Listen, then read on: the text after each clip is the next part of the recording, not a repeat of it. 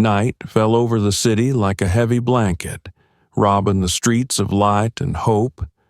A thick fog shrouded the houses, and the faint flicker of streetlights barely penetrated the gloom. The darkness concealed not only the dilapidated facades of the buildings, but also the ugly secrets of a city where injustice and hatred had long since taken deep root. Police sirens broke the silence, but did not bring a sense of security. Instead, each sound sent shivers down the spines of those who could not count on protection. Groups of patrolmen slowly combed the streets, their gazes cold and their hands heavy. It wasn't just order, it was fear, enforced by a brutal force. At the corner of the street, illuminated by a dim lantern, stood a man. His slim figure was hidden beneath a long cloak, and a golden cross gleamed on his chest like a ray of light in this dark abyss. He was a shepherd to the forgotten, a voice for those who did not want to be heard. But on this night, his calmness concealed a barely contained anxiety. The sound of footsteps disturbed his thoughts. 2 policemen came around the corner, their silhouettes looming over the street like ominous shadows. They took their time, their movements measured, as if they already knew who their next victim would be. Their eyes glittered with contempt, their smiles with cruelty. The city has long been accustomed to such scenes. Here, humiliation had become the norm, and hatred was part of the daily ritual. No one dared to confront the shadow that had enveloped the city for years, forcing its inhabitants to live in constant anxiety. But on this night, something in the air heralded a change. The pastor took a step back, feeling the cold wind beneath his cloak. The policemen were coming closer, their shadows growing longer and longer, as if the night itself wanted to swallow this corner of the world. The moon, like the eye of a cold judge, followed the priest's every step, illuminating the narrow, forgotten street. His shoes softly touched the cracked asphalt, and the sound of his footsteps echoed in the emptiness of the night.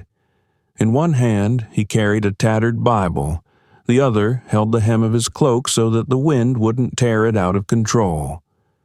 The priest had just finished his late service, where he prayed for the salvation of the souls of those who had long ago lost faith in the best. In this city, faith was the only ray of light for people whose days were darkened by injustice. His mission was to be that light, despite the hatred and danger that surrounded him at every corner. His gold cross, a gift from a long-gone friend, glittered with every movement like a beacon of hope. But on this night it was more curse than blessing. Its bright gleam screamed in the darkness, drawing unnecessary attention from those who recognized neither his faith nor his right to wear the symbol. Crackle.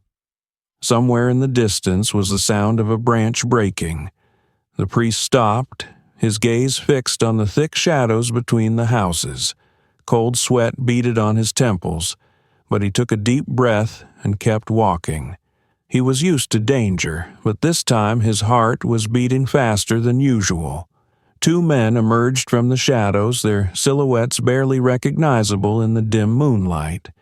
They walked slowly, their eyes glittering like the eyes of predators looking for prey.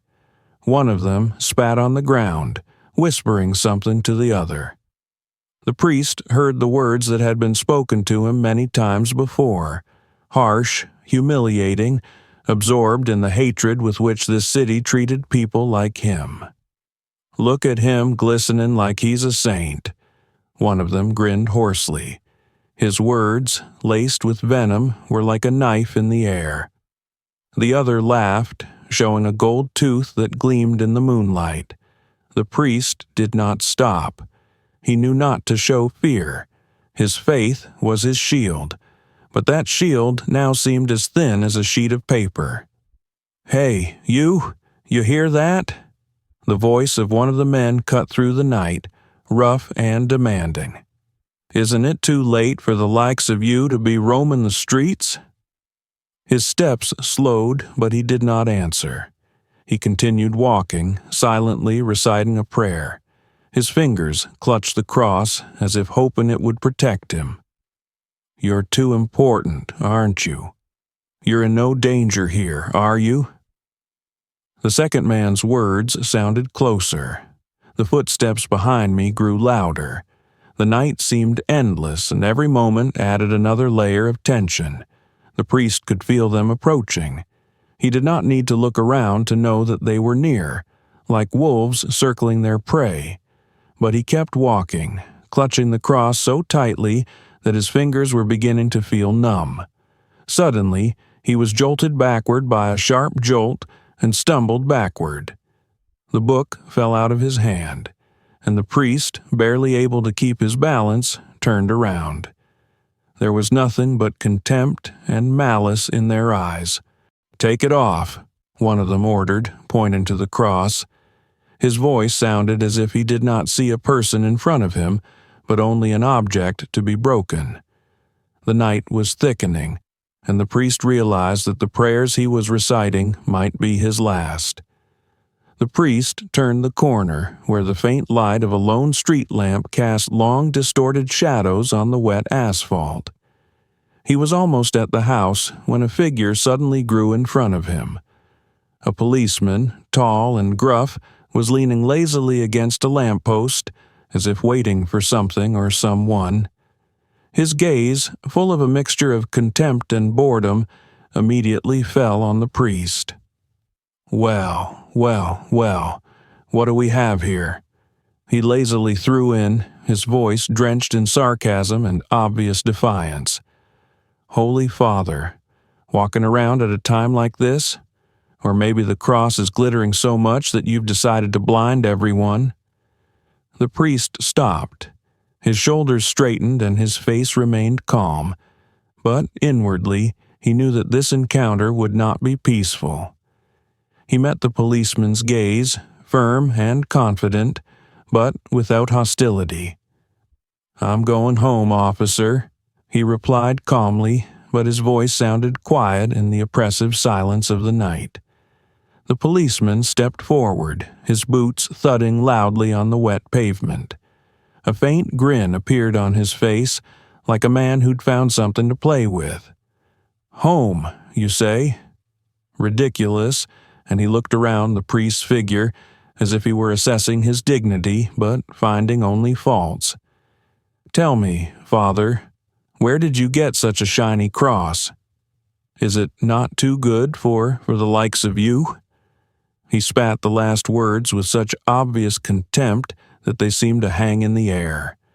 The priest's chest flared with indignation, but he only lowered his gaze, praying for strength to restrain his anger. "It's a gift, officer, a creed," he replied demurely. "Faith, you say?" The policeman laughed, the cold, soulless sound cutting the silence. "You know what real faith is?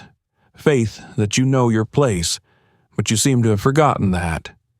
The policeman grabbed the priest by his cloak, forcing him to take a step back. The rough shove was accompanied by another wave of humiliation. "What? You think your faith makes you better than others? You think this cross is your pass to decent society? Come on, show me what it means to you." The priest did not answer. He raised his eyes and looked at the policeman, full of calm but deep sadness. It only made him angry. "What? You're out of words? Well, I'll help you out," he muttered, his voice growing louder and louder like a thunderclap. With a violent jerk, he ripped the gold cross from the priest's neck. The chain snapped with a metallic clang, like a loud bang in the night. The priest grabbed his neck involuntarily, but his hands froze when he saw the policeman clench the cross in his fist. "Look at that, shiny as new. Maybe I should keep it. Say, as a thank you for your services to society." His smile grew even wider, sinister. The crowd seemed to be starting to gather, craning their necks to watch the scene. People stood silent, some with horror, some with cold indifference, as if it were just another entertainment. "Bring him back," the priest finally said, his voice quiet, but there was steel in it. The policeman stepped closer, his face an inch from the priest's. "And if I don't return it, what will you do? Pray for your God to come and save you?" His words were like a whip, each blow aimed to humiliate, to destroy. But the priest did not look away, did not turn away. He stood straight, even as the crowd began to whisper and the policeman continued to taunt. In this silence of the night, only one thing was clear. The spark of tension was about to burst into a flame. The moonlight seemed like a cold spotlight, illuminating the stage where tragedy was being played out. The policeman stood before the priest, holding a gold cross in his hand. The metal glittered as a dazzling challenge to all present. His face spread into a grin of gloating triumph, as if the very act of humiliation gave him an invisible satisfaction. "You know what the funny thing is?" he began, tossing the cross in the air and catching it like it was a toy. "You and people like you like to talk about humility, about faith. Seems to me you're better suited for a chain than a cross. Gold looks like dirt on you." These words, filled with venom, struck to the heart. The crowd held its breath, but no one dared to intervene. Even those who inwardly resented him knew that any attempt to defend the priest would end in more violence. The priest stood silent. His face remained calm, but his hands, clenched tightly at his sides, gave away the tension. He knew that if he showed any anger, it would be used against him. And yet his soul was torn with anger. Anger at the injustice, at the hatred, at the cold smile of this man holding his cross. The policeman came closer, almost close. His voice became quieter, but no less threatening. "You understand, don't you? This place is not for the likes of you. This city, this faith, this cross, none of it is yours. You're just a guest, a temporary one, and we who wear the uniform will make sure to remind you of that." Then, with deliberate slowness, he tossed the cross to the ground like garbage. The sound of metal hitting wet asphalt echoed down the street. But he didn't stop there. His boot, heavy and dirty, crushed the cross with a nasty squeak, leaving a dent in it. "There, that's better," he smirked, stepping back to look at the work of his hands. His eyes sparkled victoriously. The priest looked at the cross lying at his feet. He did not move to pick it up, his body frozen like a statue. Only his gaze betrayed the storm raging inside. But he could not allow himself to be weak. These men were fueled by hatred. They lived to see their victims broken. "Well, what about you, Father?" The policeman continued mockingly, his voice cutting through the silence. "Lift it up, or is it too heavy for you? Maybe you expect your God himself to reach out and do it for you?" The crowd began to whisper. Some turned away, unable to look, but most stared silently, as if they were watching a spectacle that would make no one remember in the morning. The priest stepped forward. His movements were slow, as if he carried the weight of the world on his shoulders. He knelt down to pick up the cross, and at that moment the policeman spoke again. "Yes, that's it. On your knees, where you belong." These words stabbed like a knife into the priest's soul. But he did not answer. His fingers gripped the cross, now mangled and covered with dirt. He stood up, straight as a rock in the face of a storm. The policeman laughed again, but there was a touch of nervousness in his laughter. Perhaps he felt that he had not broken the priest completely, But his victory was too sweet for him to admit it. "Do you think it ends here?" He tossed one last time. "No, this is just the beginning. We're always here to remind people like you where they belong." The priest was silent, but at that moment the night seemed quieter than usual, and perhaps it was an illusion, but there was a sound in the silence, heavy, sure footsteps approaching from the darkness. The crowd gathered slowly, as if drawn by an invisible thread to the scene of the conflict. People approached cautiously, trying to keep to the shadows as if their very presence might make them the next target. No one spoke. Only whispers and muffled sighs broke the dark silence of the night. The policeman stood in front of the priest, his silhouette clearly visible in the lantern light. The grin on his face grew wider as he noticed the audience gathering around him. This was a performance for him, and he was enjoying his role. "Well, Father, look, we have a meeting here. See? They all know their place, unlike you," he said loudly so that his words would travel far. The priest did not answer. He stood there, holding the mangled cross, and looked at the policeman with a look that was a mixture of pain and steadfastness. But there was a storm inside him that he struggled to contain. "What? Are you determined to be a hero? You think they—" the policeman pointed to the crowd— "will support you? Ha! They're afraid to make a move, so you're on your own." The policeman's words cut to the heart, but not only the priest. Some in the crowd clenched their fists, some looked away. People wanted to intervene, but fear was stronger. Fear of form, of power, of consequences. "You think they're going to help?" "No, they're here to watch, because they know you have to be careful with people like you. You need to be kept in check, and I'm here to do just that." His words were loud, violent, hate-soaked. His every step toward the priest was a show of force, his every gesture a humiliation. "Come on, say something. Where is your God? Why doesn't he intervene? Or has he turned his back on you too?" The crowd tensed but remained motionless.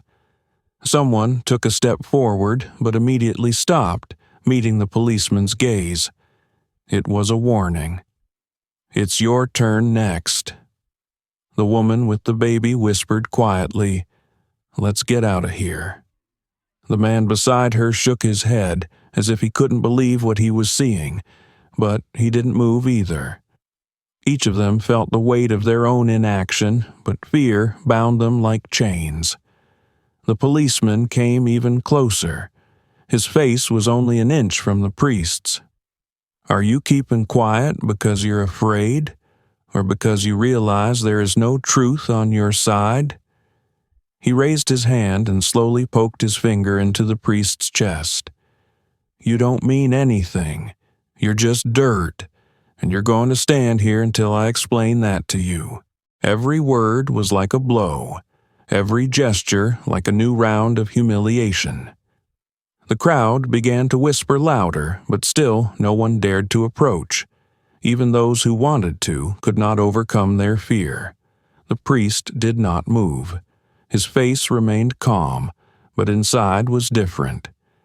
There, deep down, there was growing bitterness, growing resentment. But he could not allow himself to break down. The policeman spoke again, this time even louder so everyone could hear. "You all see? This is how you have to deal with them. Show them strength, and they'll break." And at that moment, something changed. The atmosphere in the street grew heavier, as if the night itself had frozen in anticipation. Heavy footsteps sounded out of the darkness, their rhythm like the beat of a heart.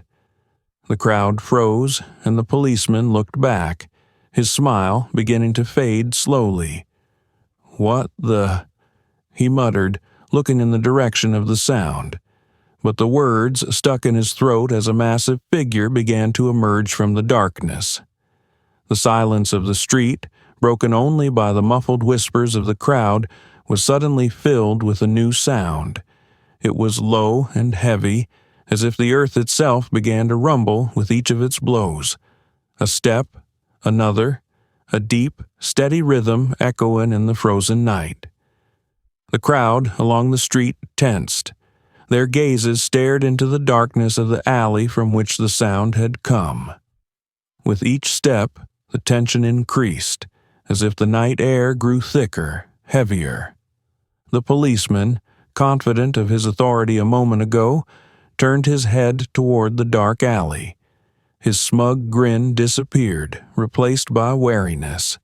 A shadow of doubt flickered in his eyes for a moment, but he quickly regained his expression of confidence. "Who's there?" he threw loudly, his voice harsh but with a faint tremor in it. The footsteps grew louder, closer, heavier. A massive figure emerged from the thick darkness of the alley. He moved slowly, as if in no hurry, but every step he took echoed in the hearts of the crowd. Big Shaq. His figure was huge, and in the dim light of the lantern he seemed almost supernatural. His broad shoulders, powerful posture, and the calmness with which he moved made those around him hold their breath. The crowd instinctively took a step back, not out of fear, but out of respect for something that seemed timeless. The policeman didn't move, but his hand involuntarily dropped to his belt, where a flashlight hung. He switched it on, aiming the beam of light at the approaching man. "Hey, stop! Who are you? What do you want here?" he shouted, trying to make his voice firm. Shaq did not answer. He stopped a few steps away from the priest and the cop, looking at them from beneath the shadow of his hood. His eyes, cold and calm, burned the air between him and the cop, making him nervous. "I'm talking to you," the policeman repeated, his voice rising higher, like a man who is no longer sure of his authority. Shaq raised his head. The light of the flashlight illuminated his face for a moment, and the cop froze. His eyes widened, and he took a barely perceptible step back, as if his instincts were telling him that he wasn't just a man. The crowd froze. No one made a sound. People watched as the figure, the embodiment of silent power, assessed the situation. Shaq shifted his gaze to the priest.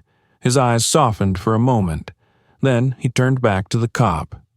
"You talk too much," he finally said, his voice deep, calm, and full of confidence. The policeman froze. His face tensed, and the hand that clutched his belt trembled. But he pulled himself together quickly, trying to hide his fear. "What? You decided to interfere? Think you can make a difference?"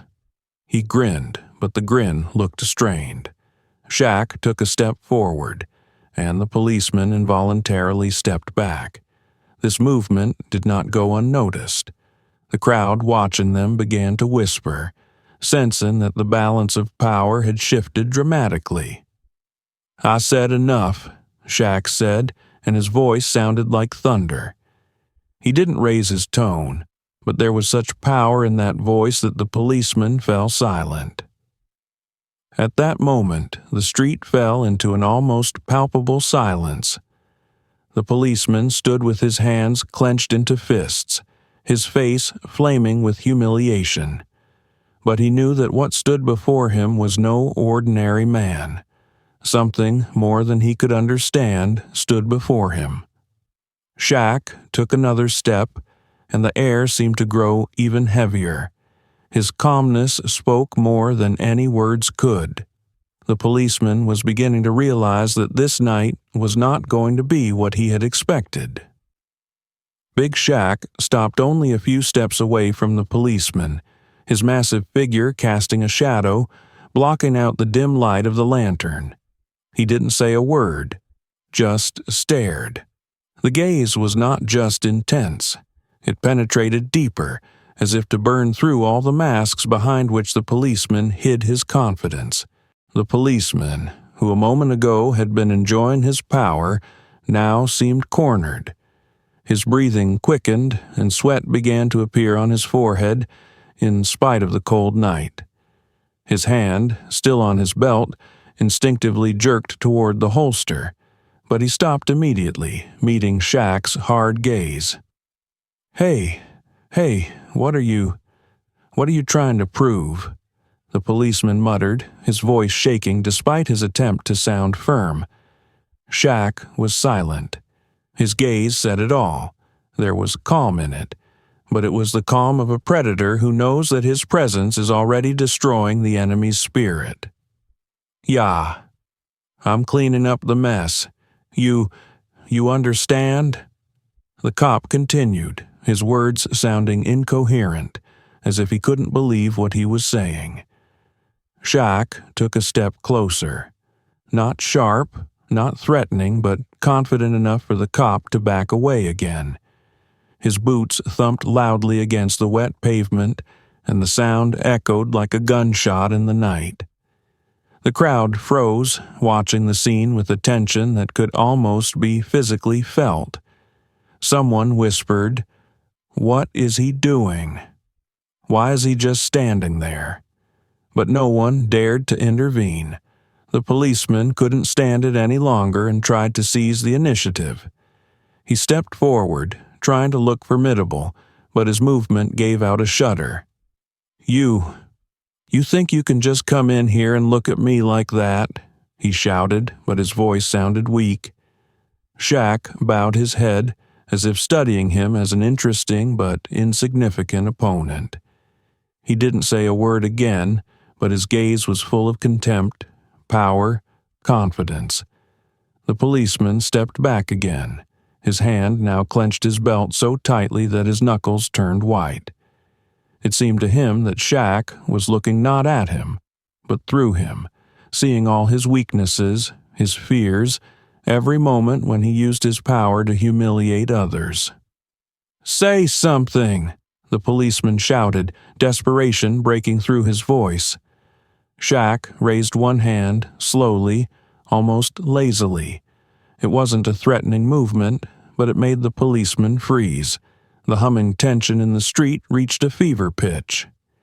"You're weak," Shaq finally said, his voice low and steady, but those two words cut through the air like a knife. The policeman turned pale. Fear flashed in his eyes, not just fear of Shaq, but fear that he had lost his power, his mask. He was no longer the predator in this game. He was the victim. Shaq took another step. He was so close now that the policeman could feel his breath. Shaq did not move abruptly, but his presence pressed like a mountain that could not be moved. "You think uniforms make you strong?" Shaq said. His voice sounded like thunder in the silence of the night. "It won't save you from what you've done to yourself." The policeman swallowed but didn't answer. He could no longer look into Shaq's eyes. His gaze dropped down to the pavement, as if he was looking for salvation there. But there was no salvation.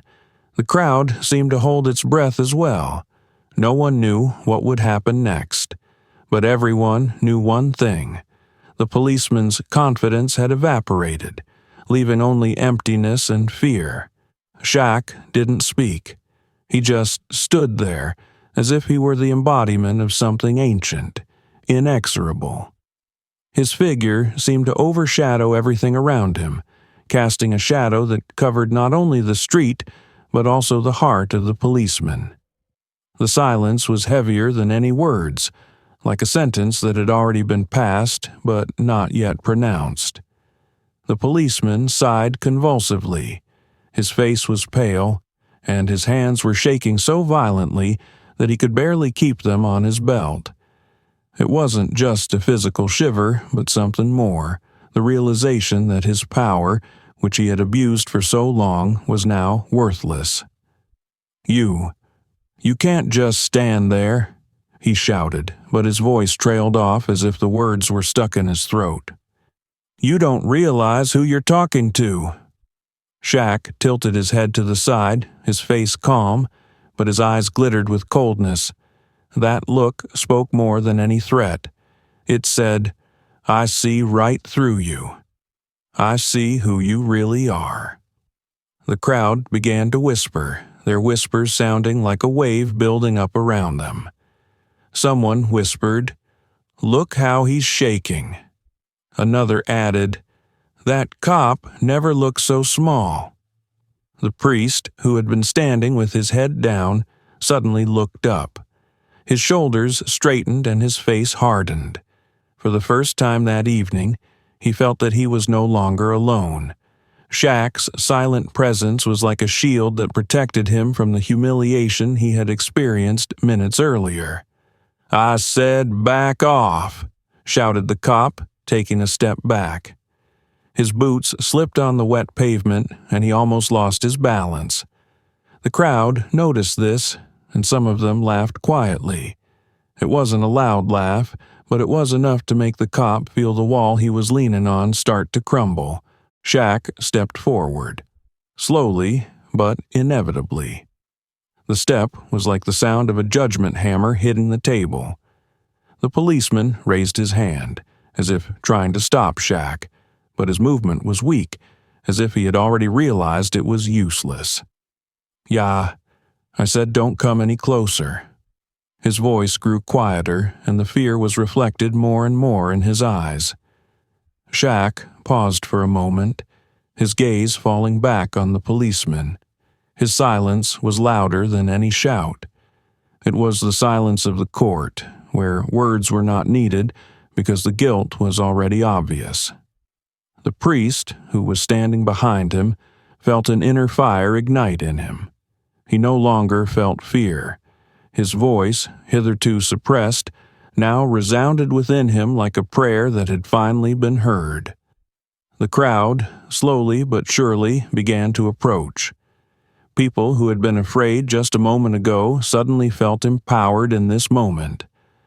They watched Shaq break the cop's confidence without a word and realized that there was no need to be afraid anymore. "You, all of you, you'd better disperse." The cop tried to regain his confidence, but his voice was drowned out by the murmurs of the crowd. Shaq didn't move, didn't make a sound. He just stared, letting the silence speak for him. And in that silence was everything: judgment, strength, and most of all, the truth that the cop could no longer deny. The cop finally broke down. He lowered his eyes, his hands shaking so hard he couldn't hold the flashlight, which fell out and hit the ground with a thud. He was no longer trying to be menacing. Now, he was just a man who realized his vulnerability. Shaq took another step forward. His figure towered over the cop like a mountain, and in that moment it was clear. The trial was over. The verdict was in, and the whole city was a witness. The crowd was no longer whispering. The silence that had enveloped the street began to fill with a new sound. The rustle of footsteps, the movement of people daring to do what had seemed impossible before. Some of them came closer, then another. Small groups began to huddle together, creating a living wall around Shaq and the priest. The policeman noticed the movement. His eyes darted from one face to the other, his hands twitching as if he were searching for a way to keep control. But control was slipping away from him like sand through his fingers. "What are you doing?" he shouted, but his voice no longer had the confidence it once had. It was now the cry of a man realizing that he was alone against everyone. Shaq stayed where he was. He didn't move, didn't say a word, but his presence became the center around which everything began to revolve. The priest, for the first time that long evening, felt himself being looked at not with pity or fear, but with respect. "You think you can do anything?" suddenly uttered a woman from the crowd. Her voice was firm, and she took a step forward. "You think we're going to watch you humiliate him, the way you always humiliate people like him?" Cop turned to her, but saw only determination in her eyes. His usual power, his usual way of overpowering people, wasn't working anymore. "Get back! Everybody back!" he shouted, pulling a flashlight from his holster and waving it around like it was a weapon. But no one backed away. The crowd continued to huddle around him. "You're alone," someone in the crowd said, and the words echoed in the cop's heart. He looked at the faces around him. They weren't just people. They were people he was used to suppressing, humiliating, silencing. Now they were looking at him, and in their eyes was not fear, but determination. Shaq took a step forward, and the movement was like a signal. The men followed him. The policeman began to stagger back, his feet sliding on the wet asphalt. He tried to take a step to the side, but saw that the way was closed there, too. "Stand back," he shouted again, but his voice was weak, almost pathetic. "We're not moving away anymore," the other woman said firmly, and was joined by the man next to her. "You have already lost your power. We are not afraid." The priest looked at what was happening with a feeling he hadn't felt in a long time. Hope. He picked up the mangled cross and held it to his chest. The movement was symbolic, but it caused a wave of approving whispers in the crowd. "You're all crazy," the cop muttered, stumbling farther away. His gaze darted from Shaq to the priest, from the priest to the crowd. "You don't know who you're messing with." Shaq raised his hand slowly. He wasn't threatening. He wasn't angry. But there was so much power in that movement that the crowd immediately fell silent. All eyes were on him. "Enough," Shaq said, and the word sounded like thunder. It wasn't a shout, but its weight was felt in every heart. The cop stopped. He was trembling, his breathing hitched. The crowd around him was no longer just a gathering of spectators. It was a force he could no longer ignore. "Do you understand what it means to be lonely?" Shaq asked, his voice quiet, but there was steel in it. "This is what you've been creating every day of your life. Bullying, humiliating, breaking. Now look who's on your side." The policeman looked around. No one stood beside him. His power was gone, his authority evaporated. "Give him the cross," said a man from the crowd, and his words were immediately echoed by others. "Give up the cross," rang out again and again, and the words began to sound like a demand for justice. The cop trembled. His fingers unconsciously reached for the cross he'd thrown on the pavement. He bent slowly, his movements awkward, and picked it up. He looked at the priest, and there was no more anger or contempt in his eyes, only fear and the realization of his vulnerability. He stepped forward and held out the cross. The priest took it. His hands were firm and his face was calm. He said nothing, but the look in his eyes said more than words could express. The crowd applauded. It wasn't a loud, enthusiastic applause, but it was a sign that justice had been served, even if only briefly. Shaq looked at the cop, who was now standing with his head down, and turned away. He turned slowly and walked away into the darkness, leaving behind him a silence imbued with a sense of finality. Chapter 10. A Lesson in Justice. Shaq stood in the center of the street, his figure seeming to absorb all the light of the street lamp. His calm remained unchanged, but something in his presence had changed. It was no longer just intimidating, it had become inspiring. Every person in the crowd, including the priest, felt it. People were no longer spectators. They were now part of something bigger. The policeman, on the other hand, looked increasingly lost. His eyes were darting. He was retreating. But behind him there was only the crowd, which was not going to give way. He realized he was cornered, but not physically, mentally.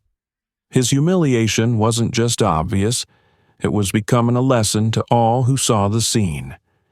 Shaq took another step forward. His steps were slow, almost lazy, but each one sounded like a heartbeat, resonating in the surrounding silence. His gaze fell on the cop again, and the cop realized he couldn't resist any longer. He couldn't hide behind his uniform, behind his badge, behind his weapon. In front of Shaq, none of that mattered. "You thought you could break another with force," Shaq said, his voice low, but every intonation sounded distinct. "But strength isn't something you wear on your belt or on your shoulder. It's what you do for others. Today, you showed everyone that you have no strength. You're weak." Shaq's words hung in the air as if weighed down by the night itself. The crowd was silent. No one dared to intervene. Those words weren't just for the cop. They were for everyone. A reminder that justice does not tolerate hate, that evil will always find its way back to the one who spreads it. The policeman tried to say something, but the words stuck in his throat. He looked again at the priest who was holding his cross. He looked at him with an expression that had no malice in it. It was the calmness of a man who had gone through humiliation, but had retained his dignity. "Look at him," Shaq continued, nodding toward the priest. "He wasn't yelling. He wasn't angry. He stood there while you tried to break him. But he's still here, aren't you?" Those words were the final blow. The policeman lowered his head, his shoulders slumped. He was no longer the confident man who had started the night. Now he was a broken man. Shaq looked at the crowd again. His gaze met everyone's eyes. People felt the power in that gaze, a power that did not require violence or threats. That strength was a truth that could not be ignored. Justice is not something you take by force. It's what you deserve by living with honor, Shaq said, and his words echoed through the night. The crowd began to move. The people encircled the policeman, but not with threat, but with silent condemnation. They did not shout. They did not wave their arms. Their presence was eloquent enough. The policeman was isolated, but not physically. It was isolation from a society that no longer accepted his hatred. The priest came closer. He stood in front of the cop, holding a cross in his hands. He held it up, not as an accusation, but as a sign of forgiveness. "Everyone can change," the priest said, his voice soft but firm. "Even you. But to do that, you have to admit your mistakes. You've learned your lesson today. Don't destroy yourself further." The cop didn't say anything back. He just stood there, crushed by the weight of his actions. Shaq turned around and took a step to the side, showing that his work here was done. He didn't look back, didn't say another word. But his departure was not a flight. It was a sign that justice had been done, and now the people could continue on their own. The crowd began to disperse. They left in silence, but there was hope in their hearts. This evening was a lesson for everyone, a reminder that even in the darkest night, light can be found. The priest remained standing still. He watched Shaq dissolve into darkness, and his lips formed into a silent prayer of thanksgiving. The cross in his hands no longer seemed heavy. It was once again a symbol of a faith that had stood the test. The policeman walked slowly away in the other direction, his steps heavy, like a man carrying not only his body but also the weight of his mistakes. The night was quiet again, but it was a different kind of quiet. A silence in which there was hope that tomorrow would start better. We told you this story to remind you that even in the most difficult situations, justice can prevail, and truth and unity always triumph over hate. Write in the comments what you think about this story. Have you faced similar situations in your life? Have you experienced racism, injustice, or struggles for your rights? We are very interested in hearing your thoughts and experiences. You are incredibly important to us. Your opinion, every story, and every subscription motivates us to keep creating meaningful content. If you like this story, give us a like and subscribe to our channel so you don't miss out on new and exciting content.